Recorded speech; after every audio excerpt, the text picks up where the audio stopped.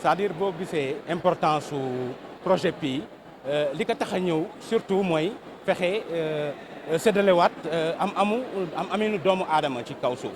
parce que boo xoolee monnaie yi nga xam ne ñoom ñoo ko jiitu woon ku ci nekk daanaka ñi nga xam ne yàlla daf leen a may kattan ñoom ñoo nekk ñi nga xam ne ñoom ñoo doon bénéficier wu ci projet bi.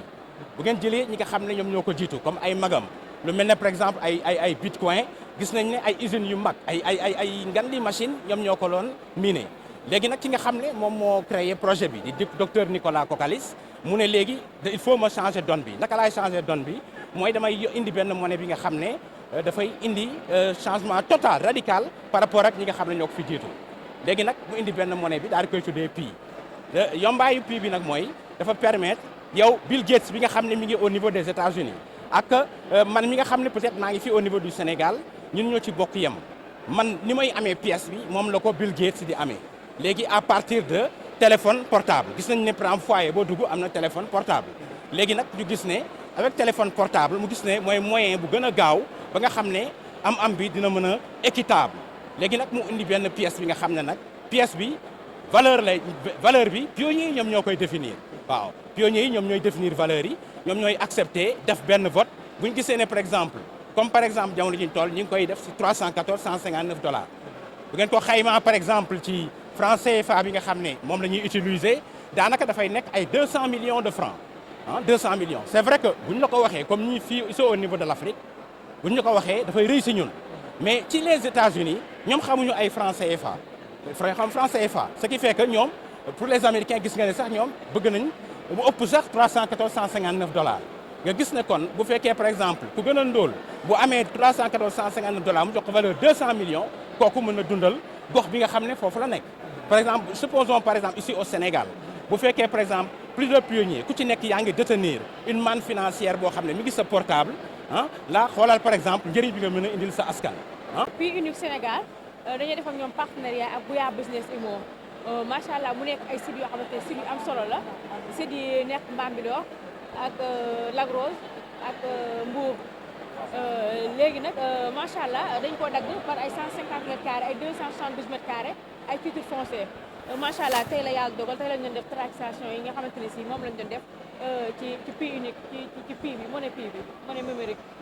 donc lépp daal yéen ko teg ci wàllu. ci monnaie numérique yooyu lépp ci monnaie numérique lañ koy teg waaye ñëpp mën nañ see bénéficier wu waaye ñun li nga pionniers yi moom wax dëgg yàlla fi pour l'instant nii moom ñoom rek la ñuy liggéeyal pour l'instant parce que macha allah ñi si nekk ay millions de personnes lañ waaw mënaguñ leen a satisfaire sax waaye nag incha allah rabbi danañ ko jéem incha allah.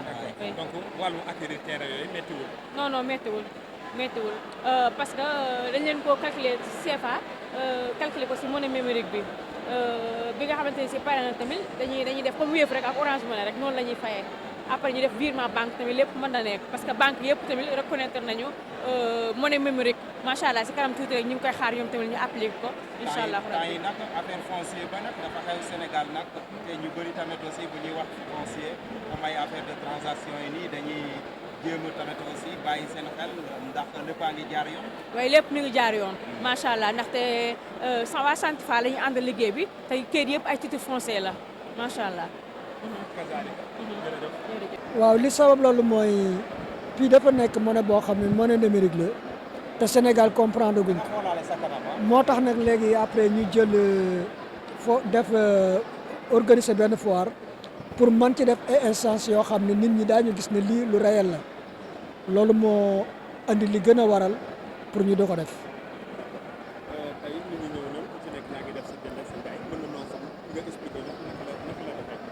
waaw nit ñi ñëw nañ ñii andi nañ seen i marchandise tubaarkàlla marchandise yu bari defoon nañ ne sax du jeex waaye nit ñi def nañ seen i asaba marchandise yëpp jeex na waaw def nañ seen i asaba marchandise yëpp jeex te kenn nag génnewu ci xaalis boo xam ne da nga làmb sa poos génnee xaalis jënd lépp ci biir monnaie bi lañ ko defee waaw.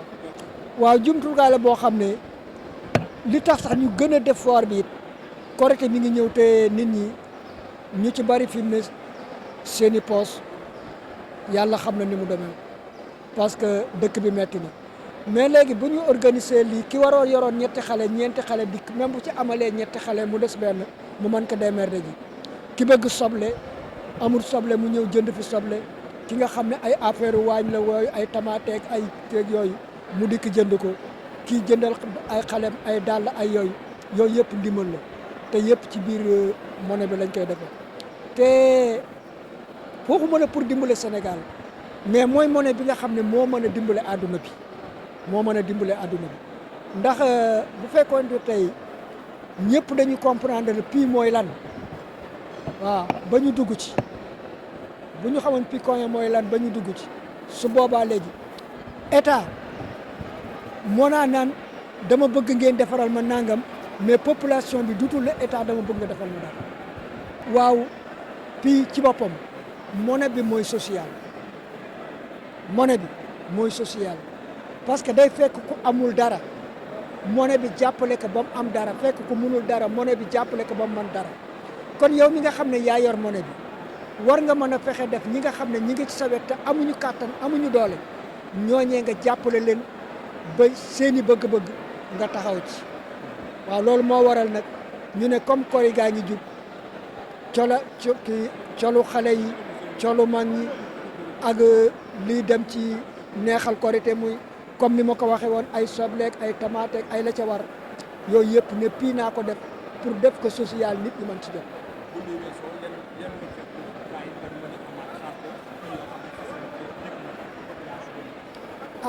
bu bi weesoo yaakaar naa suñu àggee tabaski moom nit day dikk jënd xar yóbbu loolu mooy suñu bëgg-bëgg waaw nit dikk jënd xaram jàpp ci buumam woomat yóbbu te du làmb poosam génnee ma ne loolu mooy suñu bëgg-bëgg mooy suñu jubluwaay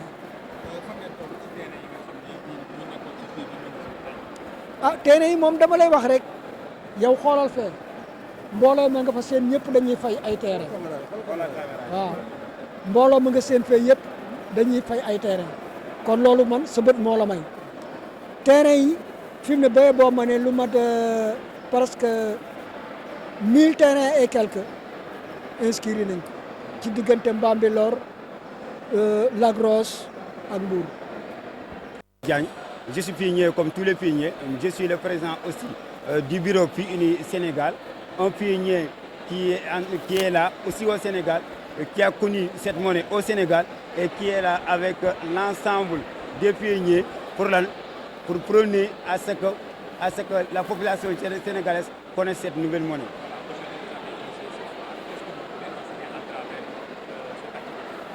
Nous avons organisé cette foire. Pourquoi? Parce qu'avec cette monnaie-là, on peut tout faire, tout ce que l'argent peut faire.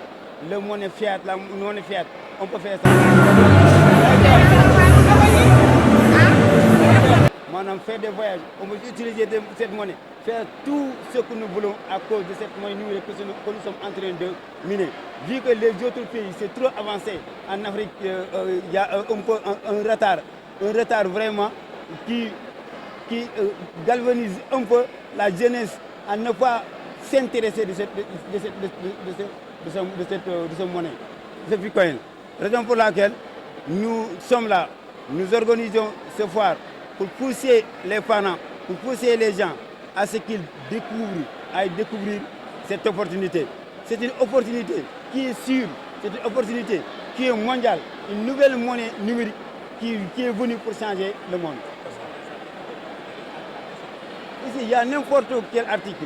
Vous avez vu ce qui était exposé sur les tables. Il y a des oignons, il y a des tissus, il y a des vêtements d'enfants, il y a même des accessoires électroniques. On a tout exposé pour pousser aux Sénégalais, pour informer que ici au Sénégal, à travers cette monnaie numérique, on peut tout faire et que nous devons tout faire aussi pour préparer les terrains avant Open Miner. D'accord, ok. Alors donc aujourd'hui dans le monde rural également, qu'est-ce que vous comptez également? Est-ce que cette monnaie numérique va pouvoir également aider le gouvernement également dans beaucoup d'infrastructures? Cette monnaie numérique va tout changer, ça va changer les dons, ça va tout changer. Raison pour laquelle ici au Sénégal, nous avons une caisse sociale. Pourquoi? pour travailler, s'unir à ce qu'après le lancement du réseau principal, qu'on puisse faire un social, qu'on puisse assister nos parents, qu'on puisse assister nos frères, qu'on puisse construire des hôpitaux. Cette pièce-là est déjà là, les points sont déjà rassemblés.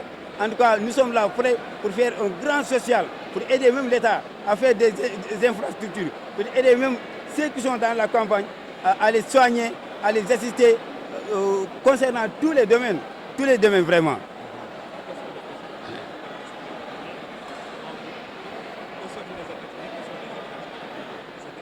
Il y a plusieurs activités qui nous attendent. Il y a l'approche de la Tabaski, c'est une grande fête que nous commémorons ici au Sénégal. Alors que ça demande beaucoup de frais, beaucoup de dépenses. Ça, ce n'est qu'un petit avant-goût qu'on a essayé de faire pour nous tester aussi, pour tester nos partenaires.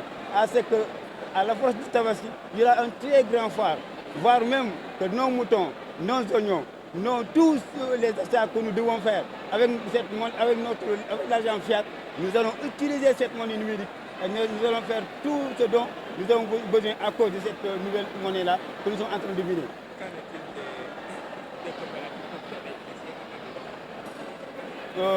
Celle qui est à côté de moi, c'est notre partenaire foncier. Nous avons des sites partout au Sénégal, mais nous avons 3 sites principaux que nous sommes en train vraiment d'exploiter concernant Lagos, concernant Bambilor, concernant Mbour, à Malikonda. C'est des sites que nous sommes déjà vraiment avancés concernant le travail, très avancés même concernant le travail. Il y a beaucoup de pionniers, ils ont déjà donné tout ce dont le partenaire a besoin. Maintenant, ils ont même fait des transactions concernant cette monnaie numérique, payer leur terrain socialement. Pourquoi? Pour disposer d'un site. Et ce site-là, ça constitue, l'ensemble des sites, ça constitue le site de pionniers. Ici au Sénégal, comme il y a d'autres cités, aussi il y aura des cités de pionniers.